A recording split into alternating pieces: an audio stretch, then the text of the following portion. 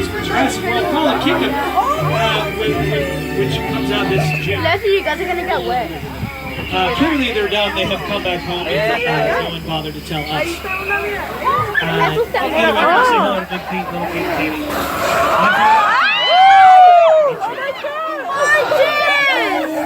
No, one of the aspects of Jurassic Park is that they use it every film, and they use it quite well. They use extreme weather, the thunder, the lightning, the rain. And there always seems to be a giant storm that manages to drop into the most intense part of every Jurassic Park film. Every film! Now, folks often say, well, you can't control the weather, so how do you do it? And I say, well, yes, we can. And we're going to show you how. As we roll into Old Mexico here, we're going to put on a little bit of a weather demonstration. We're going to show you just one of the ways that we are able to add weather to film and television, even from inside our sound stage. And we're going to do that with a little help.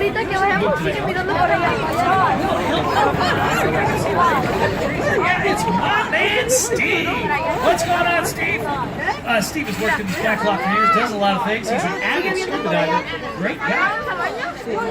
Now, Steve's going to get our baños. As you can see, he's got speakers on either side. Oh my God! We got that water, Steve! And as soon as he does, water's going to be pushed through the pipes straight to here, and as it falls back down to earth, it breaks apart naturally to look like rain. And we need the ability to be able to turn on and off as well. And you can't do that with real weather. So that's it. It really is that simple.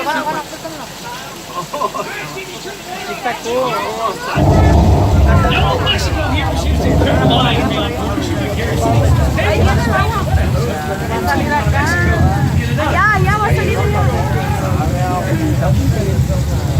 Lady Gaga filmed her Judas video right now over there. And stay! Oh my God! Oh my God! That. Attention everyone who's seen it.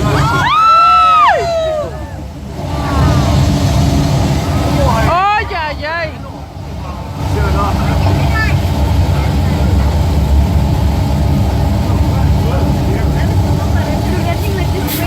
I'm going to ask everyone to please return to their seats for their safety. Lady in the blue shirt with car number 4, please take your seat. If someone could kindly ask. Thank you very much. And that is our flash flood simulation. I know you're all thinking the same thing.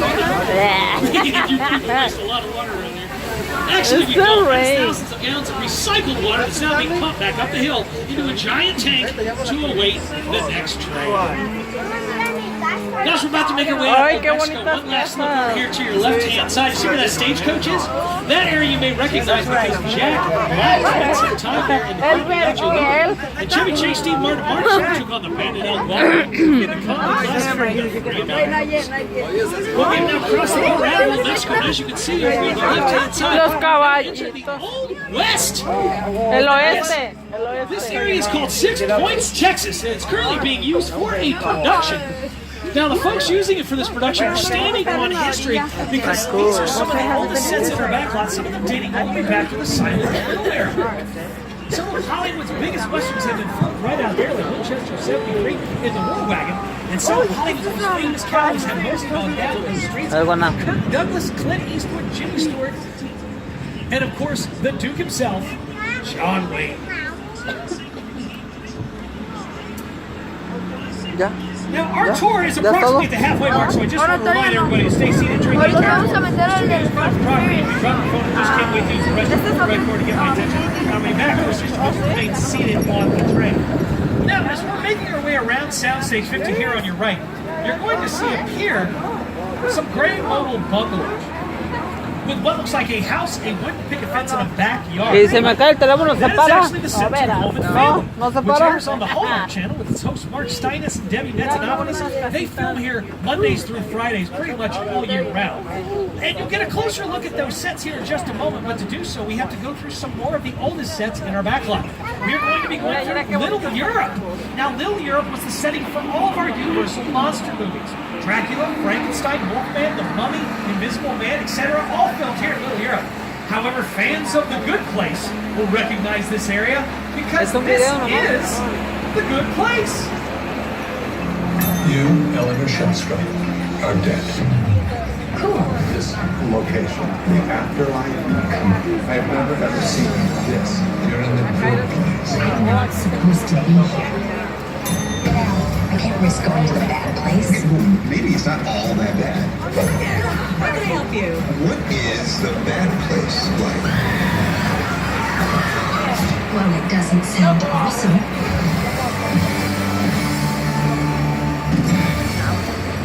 Now, as I stated earlier, Little Europe is used for all of our Universal monster movies.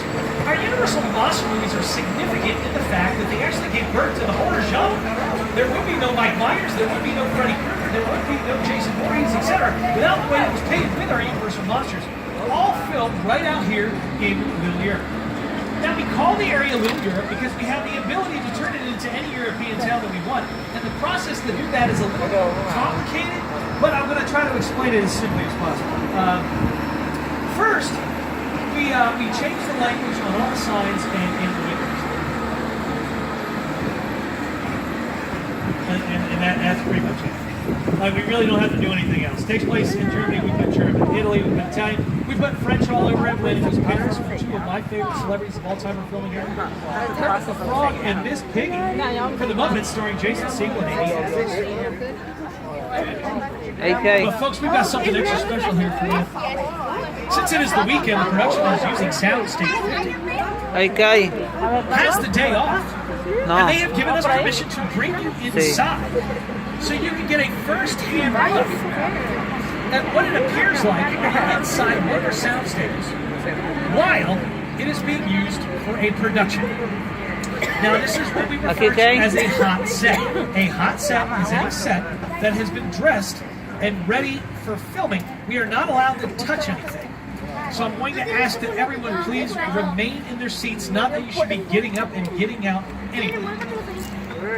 But you're allowed to take as many pictures as you want, and I highly recommend that you do.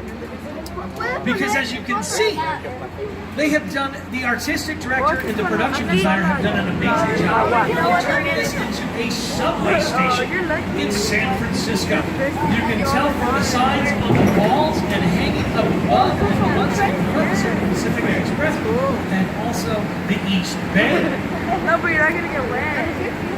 And speaking of above, this set's actually very cool. I was in here earlier. It's actually 2 levels. Above us is just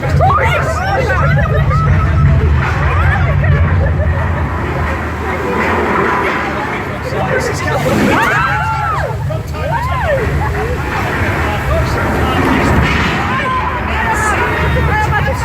Nothing to worry about.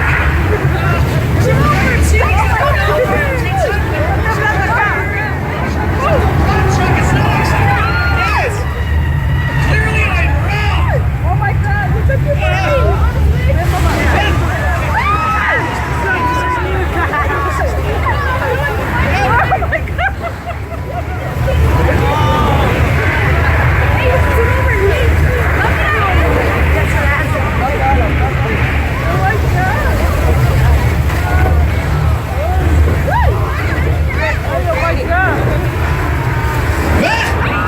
Okay, I've got my microphone back.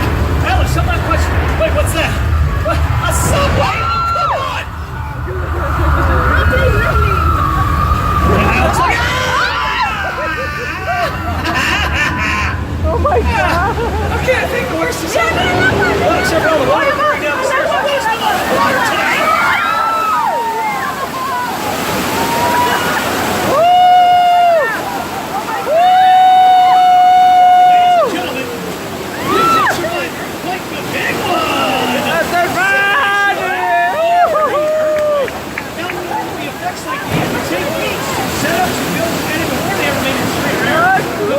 TV show bonus that we have this exact scenario happening in one of our episodes. We would like to use Soundstage 50.